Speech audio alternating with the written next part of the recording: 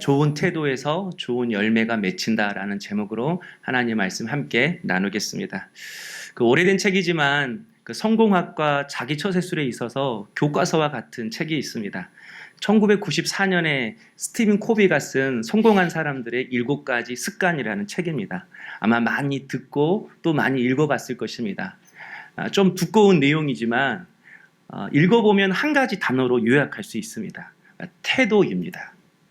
성공은 사람의 능력과 기술에 달려있는 것이 아니라 삶을 대하는 태도, 일을 대하는 태도에 달려있다는 것입니다. 그래서 성공하고 싶다면 먼저 능력과 기술을 가지기 이전에 일에 대한 태도, 삶에 대한 태도 먼저 바꾸라고 말합니다. 저는 신앙도 마찬가지라고 생각합니다. 성경에 대한 많은 지식이 있고 사역에 대한 노하우와 기술도 중요하지만 더 중요한 것은 신앙의 자세라고 생각합니다. 왜냐하면 신앙생활은 하나님 앞에서의 우리의 태도이기 때문에 그렇습니다. 사무엘상 16장 7절을 보면 사람은 외모를 보거니와 나 여호와는 중심을 보느니라. 하나님께서는 사람의 능력과 외모를 보시지 않고 하나님을 대하는 우리의 진실한 태도를 보신다고 말씀하는 겁니다. 그래서 오늘 본문은 우리가 어떤 태도로 하나님을 믿고 하나님을 섬겨야 하는지 말씀해 주고 있는 본문입니다. 바로 예수님이 말씀하신 포도나무 비유죠.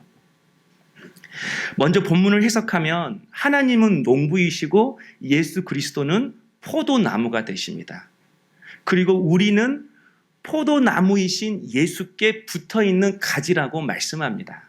그래서 그리스도인이 된다는 것은 예수님의 가지가 된다는 뜻입니다.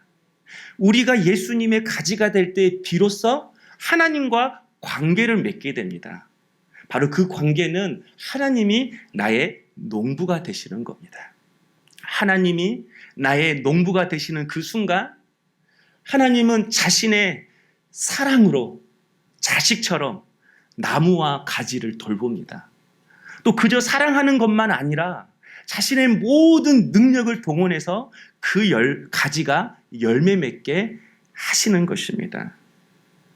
그래서 우리가 예수님의 가지가 된다는 것, 우리가 예수님을 믿고 하나님의 자녀가 된다는 것은 하나님의 무한하신 능력, 하나님의 그 무한하신 사랑이 바로 내 것이 되게 하는 아주 아름답고 좋은 믿음의 행위가 되는 것입니다. 그런데 여러분, 나무에 가지가 붙어져 있지 않고 땅에 떨어진 나무까지는 어떻게 될까요? 땅에 떨어진 나무까지는 농부의 차지가 아니라 나무꾼의 차지가 됩니다. 나무꾼은 농부처럼 나무와 가지를 돌보려는 사람이 아닙니다. 나무꾼은 땔감을 구하는 사람입니다. 자신의 힘으로 떨어진 나뭇가지를 부셔틀해서 불에 태우는 사람이 나무꾼입니다.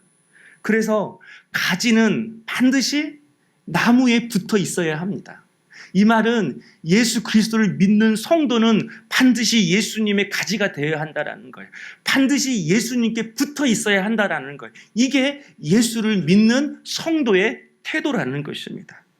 예수님께 붙어 있을 때만이 하나님을 심판자가 아닌 농부로 만나게 되는 것입니다. 예수님께 붙어 있을 때만이 하나님의 사랑과 그분의 능력으로 열매 맺는 인생이 되는 것입니다. 사랑하는 성도 여러분, 저는 여러분이 예수님의 가지가 되길 원합니다. 예수님께 붙어 있기를 소망합니다. 그러면 예수님께 붙어 있다라는 말이 무슨 뜻일까요? 예수님께 붙어 있는 신앙은 어떤 신앙일까요? 바로 그것은 예수님과 같은 마음을 품는 거예요. 예수님과 같은 마음을 품을 때 우리가 예수님과 붙어 있는 거죠. 두 가지 마음이에요. 첫째는 죄에 대한 같은 마음을 품는 거예요. 그리고 두 번째는 은혜에 대한 같은 태도, 같은 마음을 품는 것입니다. 우리 한 가지씩 말씀 나누겠습니다. 첫째는 예수님과 같이 죄에 대해 같은 마음을 품는 것입니다. 오늘 2절에 보면 무릇 내게 붙어 있어 열매를 맺지 아니하는 가지는 아버지께서 그것을 제거해 버리시고 무릇 열매를 맺는 가지는 더 열매를 맺게 하려 하여 그것을 깨끗하게 하시느니라. 이렇게 말씀합니다. 농부는 열매 없는 가지를 잘라서 가지를 깨끗하게 한다고 말합니다. 일명 가지치기죠. 왜 가지치기를 하죠? 쓸데없는 가지를 잘라서 열매 맺는 가지에 더 많은 열매를 맺게 하기 위함입니다. 우리의 삶도 이런 가지치기가 반드시 필요합니다. 많은 생각, 많은 계획, 많은 만남, 많은 염려, 많은 걱정은 우리의 삶을 복잡하게만 할 뿐 절대로 열매 맺지 못하게 합니다. 더더욱 죄의 가지는 우리로 하여금 열매를 맺지 못하게 할 뿐만 아니라 우리를 예수님과 떨어뜨려 놔서 땔감 인생으로 만드는 것이 죄의 가지라는 것입니다. 그래서 히브리서 12장 1절에 모든 무거운 짐과 얽매기 쉬운 죄를 벗어버리라 이렇게 말씀합니다. 죄의 가지를 다 잘라버리라는 거예요. 그래서 이 죄의 가지치기를 할 때 가장 중요한 것이 있습니다. 오늘 본문을 보면 쓸데없는 가지는 누가 치시는 거죠? 농부가 칩니다. 하나님이 가지를 치는 거예요. 이 말은 죄의 기준이 나에게 있는 것이 아니라 하나님께 죄의 기준이 있다라는 거예요. 이 말은 하나님이 싫어하시는 죄에 대해서 나도 동일하게 싫어하는 것. 바로 이것이 죄에 대한 같은 태도를 취하는 것입니다. 그래서 죄에 대한 가지치기의 시작은 죄의 기준에 대하여 하나님이 정하시는 그 기준을 내가 받아들이는 것부터 시작합니다. 비록 내가 죄를 지을 수는 있어요. 그러나 절대로 그 죄의 기준을 바꾸지 않는 것입니다. 죄의 기준과 판단이 하나님께 있음을 인정하고 그 기준에 적용받으려고 내가 예수고 몸부림칠 때에 내가 죄에서 깨끗해지고 비로소 내 삶 가운데에 하나님이 주시고자 하는 하나님의 열매가 맺히게 된다라는 거예요. 그런데 죄를 짓는 사람들을 보면요, 죄에 대한 기준이 명확하지가 않습니다. 내게 얼마나 이익이 되는가? 내게 얼마나 효과적인가? 내게 얼마나 도움이 되는가? 그 기준에 따라 죄의 기준을 판단합니다. 그래서 내게 도움이 되고 이익이 되면 말씀대로 사는 것을 포기합니다. 상황과 여건이 그러니 어쩔 수 없다. 그렇게 말하는 것이죠. 그러나 언제나 이렇게 죄의 기준이 나 자신이고 이렇게 상황에 따라 여건에 따라 죄의 기준이 달라진다면 비록 나는 편하게 살 수는 있지만 절대로 하나님의 뜻대로 살 수 없습니다. 절대로 하나님의 열매는 우리 인생에 맺혀지지가 않는다라는 거예요. 그리고 나중에는 지금은 죄에 대해서 내가 멈칫멈칫하지만 이렇게 나의 기준에 따라 죄의 기준을 설정하면 상황에 따라 나의 죄의 기준이 달라진다면 나중에는 사소한 이익에도 사소한 즐거움에도 마다하지 않고 죄를 짓는 인생을 살게 됩니다. 그 스티븐 코비가 쓴 그 책에 보면 이런 예화가 있습니다. 가난한 농부가 거위를 키우는데 어느 날 보니까 거위 우리에서 황금알이 있었어요. 보니까 그 거위 중에 한 마리가 황금알을 낳는 거위였어요. 매일매일 거위가 황금알을 낳으니까 이 가난했던 농부가 점점 부자가 되는 거예요. 그런데 점점 부자가 되었지만 점점 그에게 욕심도 생겼어요. 그래서 좀 더 빠르게 더 많은 부자가 되고 싶어서 매일매일 낳는 그 황금알을 기다리지 못하고 그 황금알을 낳는 거위를 잡아서 배를 갈랐습니다. 그러나 그 배에는 황금알이 없었어요. 그리고 그 이후에도 이제는 황금알을 얻지 못했습니다. 죄의 기준이 없이 살아가는 인생은 항상 이렇게 욕심에 눈이 멀어서 욕심 따라 살아갑니다.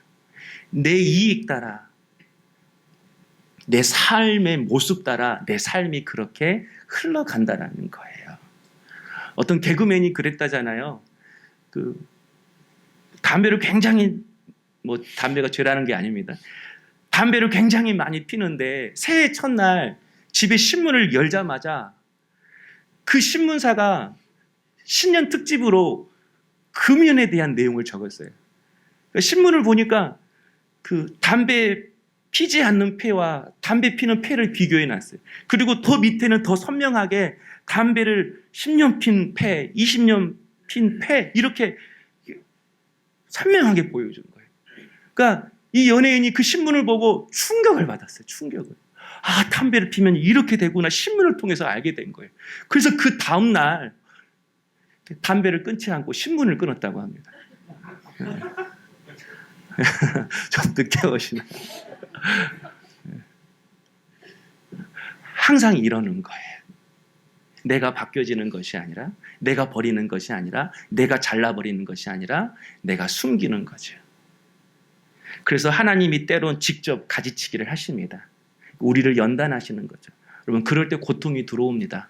하지만 그 연단이 우리를 살게 하시고 우리에게 열매를 주시려는 하나님의 뜻임을 알으셔야 합니다. 그래서 우리에게 중요한 것은 먼저 죄에 대한 기준과 나의 태도를 명확하게 하셔야 합니다. 여러분이 정하셔야 합니다. 저한테 물어보지 말고 여러분 각자 성령께서 깨닫게 하시는 그 죄의 기준이 있습니다. 그래서 디모데후서 3장 16절에 우리 함께 한번 읽어볼까요? 모든 성경은 하나님의 감동으로 된 것으로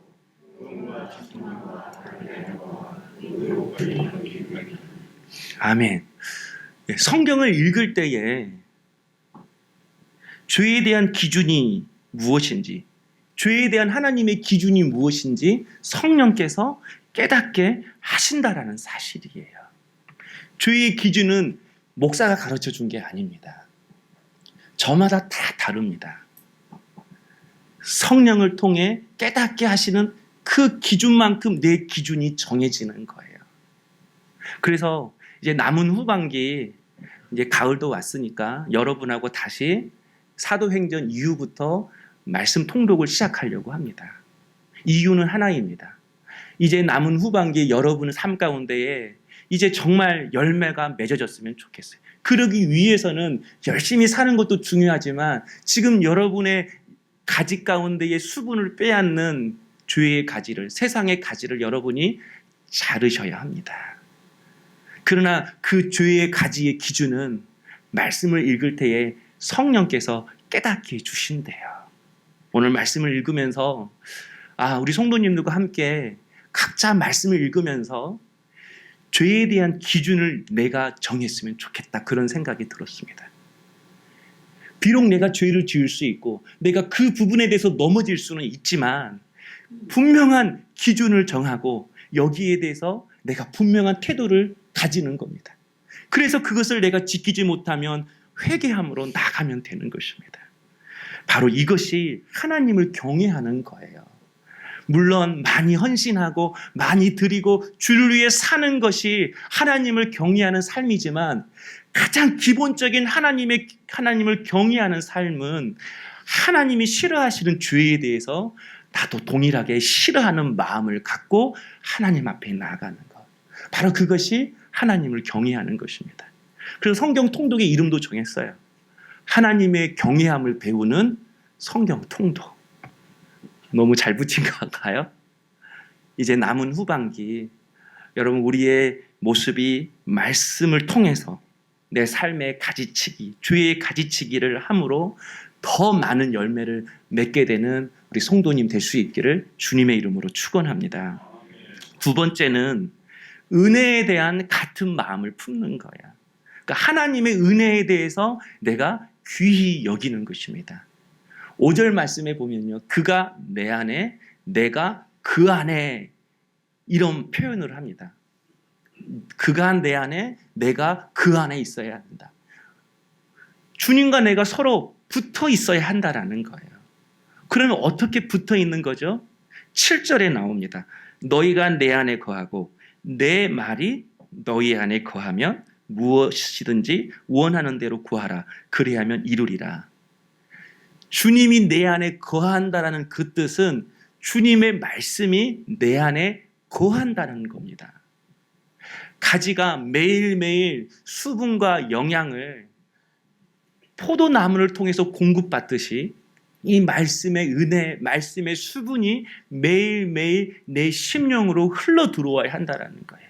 하나님의 은혜가 내 메마른 삶 가운데 매일매일 흘러 들어와야 한다는 거예요. 그러니까 하나님의 은혜가 있어야만이 하나님께, 주님께 붙어 있을 수 있어요. 포도나무에 계속해서 수액이 흐르면 어떻게 되죠? 포도나무는 포도 열매를 맺는 거예요. 하나님의 자녀인 우리에게 계속해서 하나님의 말씀의 은혜가 흘러 들어오면 어떻게 되죠? 하나님의 열매가 맺는 거예요. 하나님의 형상이 회복되고 우리를 통해서 이루시기를 원하시는 하나님의 놀라운 계획과 뜻들이 이루어진다라는 거예요. 예수님은 그것을 아시기에 가지에게 수분을 주기에 하나님은 땅에 뿌리를 내렸습니다. 땅에 뿌리 박힌 그 뿌리는 땅과 연결이 되어 있는 거죠. 나무가 땅에 뿌리 박혀야만이 또 하늘에 있는 빛과 공기와 열이 다 가지의 차지가 되는 것입니다. 그러니까 여러분, 포도나무 되시는 예수님이 땅에 뿌리를 내렸다라는 것은 땅과 하늘을 지으신 그 하나님과 먼저 연결되었다라는 거예요. 예수님이 먼저 땅과 하늘을 지으신 그 창조주 하나님의 은혜를 갈급하고 사모한다라는 거예요. 이유는 자신을 통해서 우리에게 하나님의 그 은혜를 주시기 위해서입니다. 그래서 여러분, 우리에게 중요한 것은 하나님의 은혜에 대한 소중한 태도가 반드시 있어야 합니다. 성경에 보면 야곱에게 쌍둥이 두 아들이 있었죠. 형 에서와 동생 야곱입니다. 창세기 읽어보면 에서와 야곱의 성격과 가치관이 어떠했는지 좀 파악할 수 있습니다. 형 에서는 성실했습니다. 능력도 있었고 사냥도 잘했습니다. 그래서 아버지로부터 사랑을 받았어요. 반면에 야곱은 형보다 유약했습니다. 항상 엄마를 의지했어요. 그러나 그 내면에는 욕심과 이기적인 성격이 있었습니다. 여러분, 이렇게 겉으로 보면 누가 더 성공할 확률이 더 높습니까? 야곱보다 예서일 겁니다. 예서는 모든 면에서 탁월했어요. 그리고 그는 무엇보다도 맏아들로 태어났어요. 그래서 그에게 장자권이 있었습니다. 그러나 성경은 그 반대의 결과를 말하고 있어요. 야곱이 축복을 받았어요. 야곱의 자손이 가나안 땅에 살게 되었어요. 반면에 에서와 에서의 자손들은 가나안 땅이 아닌 다른 곳에서 밀려나 살게 되었습니다. 여러분, 그 이유가 뭐죠? 은혜에 대한 하나님의 태도가 달랐다는 거예요. 에서는 하나님의 은혜를 하찮게 여겼고 야곱은 하나님의 은혜를 귀히 여겼습니다. 그래서 여러분, 창세기에 보면 에서가 팥죽 한 그릇에 장자의 명분을 야곱에게 팝니다. 그 당시 에서가 먹었던 팥죽은 그냥 평상시 사람들, 이스라엘 사람들이 평상시에 흔히 먹는 그런 수프 같은 거였어요. 그러나 죽 한 그릇에 팔아버린 그 장자의 명분은 죽 한 그릇처럼 사람의 눈에 보이지는 않지만 엄청난 영적인 가치가 있었습니다. 장자권은 가죽을 통솔하는 통솔권이 있었고, 장자는 다른 자녀보다 2배의 재산을 상속받을 수 있었고, 또 가정의 제사장 역할을 했었고, 이후에는 가나안 땅을 유업으로 받는 계승권이 장자권에 있었습니다. 그리고 장자권은 그 당시 문화가 아니라 하나님이 이스라엘 장자에게 주시겠다고 하는 약속이었어요. 언약이었어요. 그런데 예서는 그 귀한 영적 가치를 죽 한 그릇 취급도 하지 않았습니다. 이유가 뭐죠? 창세기 25장 32절에 예서가 이르되 내가 죽게 되었으니 이 장자의 명분이 내게 무엇이 유익하리요. 예서는 순간의 배고픔 때문에 하나님의 약속과 은혜를 저버렸습니다. 하나님의 은혜가 죽 한 그릇도 주지 못한다고 생각한 거예요. 하나님의 은혜를 하찮게 여긴 것입니다. 성도님, 우리에게도 장자권이 있습니다. 교회에 나와서 예배하는 것, 하나님께 기도하는 것, 하나님을 섬기는 것, 이렇게 믿음으로 사는 것이 장자권이에요. 왜요?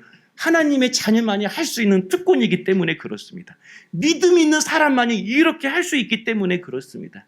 그리고 하나님은 이 믿음의 모습을 통해 우리에게 은혜를 흘려 보내주십니다. 그런데 많은 성도들은 하나님의 은혜를 생각할 때에 우리에게 밥 한 그릇, 죽 한 그릇 주지도 못한다고 생각합니다. 그래서 돈 벌기 위해, 사업을 잘하기 위해, 소중한 만남을 위해서, 즐거움을 위해서 주일에 하나님 만나는 것을 소홀히 여깁니다. 여러분, 죽 한 그릇에 장자꾼을 파는 것과도 마찬가지입니다. 순간의 배고픔, 순간의 이익, 순간의 즐거움 때문에 예배도, 주를 위한 사역도, 헌신도 포기하는 것입니다. 그래서 예전에 교회 나가라고 하면 누군가는 꼭 이렇게 말했던 것 같아요. 하나님이 밥 먹여주냐? 하나님이 밥 먹여주냐? 그래서 교회에 나가지 못하게 하는 사람들이 많이 있었어요. 남편이 그랬고, 부모님이 그랬고, 학교 선생님이 그랬고, 직장 상사가 그랬고, 교회만 가려고 하면 교회 가면 밥 먹여주냐? 교회 가면 대학교 보내주냐? 교회 가면 결혼시켜주냐? 교회 가면 건강하게 만들어주냐? 교회 가면 부자 되냐? 그러나 여러분, 당당하게 말해야 합니다. 예, 하나님이 밥 먹여주십니다. 하나님이 열매 맺게 하십니다. 하나님이 밥 먹여주실 뿐만 아니라 우리 하나님은 더욱 내 인생을 풍성하게 만들어 주시는 분이십니다. 농작물은 농부의 발소리를 듣고 자란다는 말이 있어요. 그러니까 농부의 성실함이 있어야만이 농작물이 자란다라는 거예요. 여러분, 농부가 되시는 하나님은 당신의 전능하신 능력으로, 당신의 다음 없는 사랑으로, 당신의 중단 없는 성실함으로 우리를 돌보시고 영원토록 우리의 인생을 책임져 주시는 하나님이십니다. 그럼 여러분, 세상의 그 어떤 것과도 하나님의 은혜와 바꾸지 마십시오. 세상의 그 어떤 것과도 하나님을 섬기는 일과 절대로 바꾸지 마십시오. 그 어떤 것도 하나님의 은혜는 가장 가치 있고 가장 소중한 것입니다. 제가 얼마 전에 동영상을 하나 봤어요. 강사가 이렇게 컵을 들고 설명하려고 그러더라고요. 그래서 저는 이제 이런 내용 많이 봤잖아요. 아, 물이 반만 남았다. 물이 반이나 남았네. 뭐 이런 거 할 줄 알았어요. 어떻게 보느냐에 따라서 말이 달라진다. 그런데 다르게 물어보더라고요.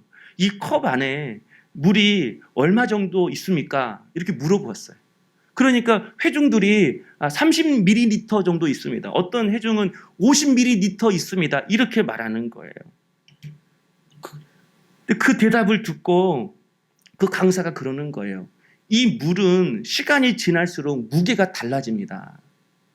그런데 질량의 보존의 법칙이 있잖아요. 어떤 외부의 압력이나 변화되는 어떤 조건이 없으면 이 물은 그대로 있는 거예요. 그런데 시간이 지날수록 이 물의 양이, 물의 무게가 달라진대요. 그래서 제가 들어봤어요. 아니, 어떻게 이 물의 무게가 달라지는가? 그런데 이 물을 이렇게 처음에 들고 있으면 컵을 가볍다라는 거예요. 처음에 들고 있을 때. 그런데 5분 지나면 이 컵이 무거워진다라는 거예요. 전 벌써부터 이게 무거워요. 1시간이 지나면 이 컵을 들 수 없을 정도로 손에 마비가 온대요. 이유가 뭐죠? 물의 무게는 똑같지만 시간이 지나면 지날수록 나의 힘 때문에 감당할 수 없는 무게가 된다라는 거예요. 여러분, 우리 사람을 보면요, 되게 무슨 문제든지 다 해결할 수 있어요. 다 풀어낼 수 있어요. 그러나 문제가 쌓이면 감당할 수 없을 만큼 그 무게에, 그 문제에 내가 눌리게 된다라는 거예요. 여러분, 죄도 마찬가지입니다. 죄도 처음에는 너무 가벼워요. 너무 쉬워요. 재미가 있어요. 별거 아닌 것 같아요. 그러나 이 작은 죄도 버리지 못하고 계속해서 하루하루 쌓아두면 소리 없이 내리는 그 눈 때문에 그 두꺼운 가지도 순식간에 부러지는 것처럼 아무리 강한 인생이라도, 아무리 능력 있는 인생이라도 그 죄의 무게에 견디지 못해서 결국은 부서지고 꺾어지는 인생 될 수밖에 없다라는 거예요. 그래서 죄는 어떻게든 우리로 하여금 우리를 꺾어서 땅에 떨어지게 하고 땔감 인생 만들게 하는 게 죄의 목표고, 그 죄의 배후에는 마귀가 역사하고 있음을 여러분 반드시 아셔야 합니다. 그래서 예수님은 수고하고 무거운 짐진 자들아 다 내게로 오라. 내가 너희를 쉬게 하리라 말씀하셨어요. 오늘 여러분 우리가 잘라봐야 할 거지가 있으십니까? 내 힘으로 할 수 없는 세상의 여러 가지 일들과 어려움이 있다면 주님께 맡기십시오. 주님께 맡기는 게 나의 모든 문제의 가지를 자르는 것입니다. 또한 아직도 내 안에 품고 있는 은밀한 죄악과 쉽게 짓고 있는 죄의 장가지들이 있습니까? 아니면 남들이 보면 가까운 사람이 알게 되면 정말 내 인생이 창피할 정도로 내가 몰래 숨어서 짓고 있는 큰 죄악의 가지가 있습니까? 여러분 그 가지를 내가 꺾을 때만이 그 가지를 잘라야만이 비로소 하나님의 한없는 사랑과 능력과 은혜를 경험하는 것입니다. 죄의 가지치기에 우리 인생의 풍성한 열매의 비결이 있는 것입니다.